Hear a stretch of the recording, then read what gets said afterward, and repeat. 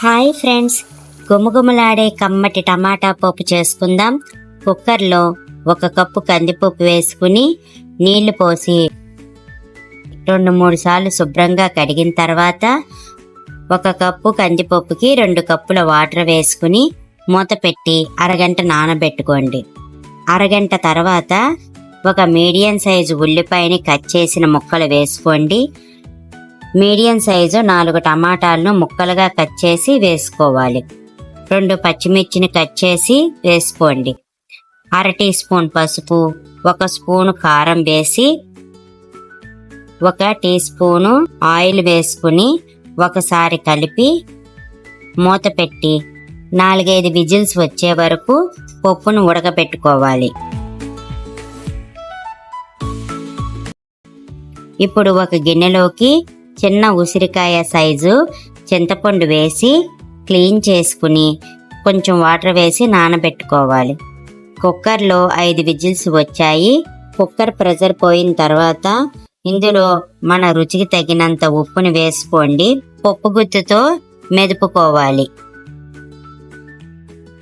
ఇలా మెదుపుకున్న తర్వాత మనం నానబెట్టుకున్న చింతపండు గుజ్జుని వేసుకోండి.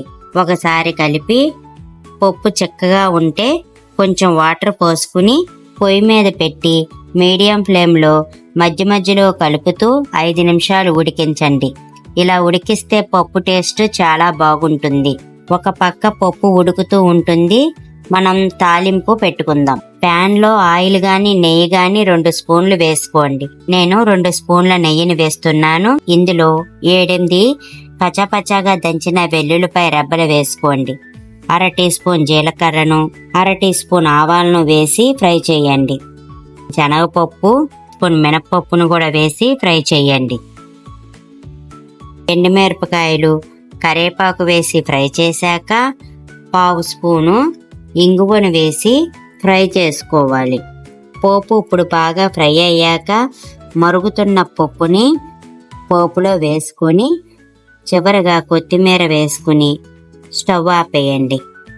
అంతేనండి, గుమగుమలాడే ఎంతో రుచికరమైన కమ్మటి టమాటా పప్పు రెడీ అయ్యింది. ఇలా చేసిన టమాటా పప్పుతో అన్నం తినాలే గాని అన్నం 4 ముద్దలు ఎక్కువగా ఏళ్ళు జుర్రుకుంటూ తినేస్తారు. అంత రుచిగా ఉంటుందండి ఈ టమాటా పప్పు. Thank you for watching.